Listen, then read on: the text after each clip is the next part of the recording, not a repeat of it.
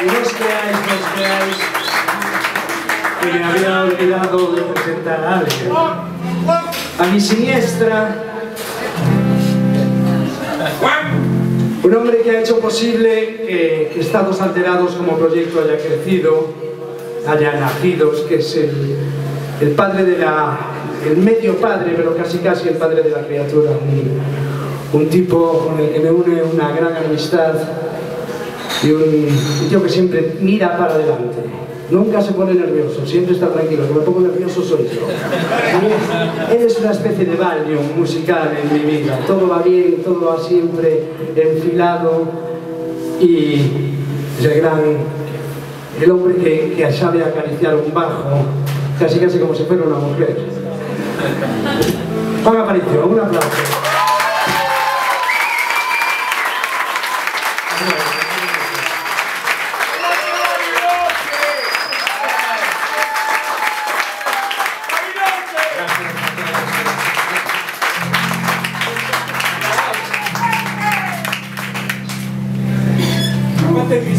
Bueno, vamos a hacer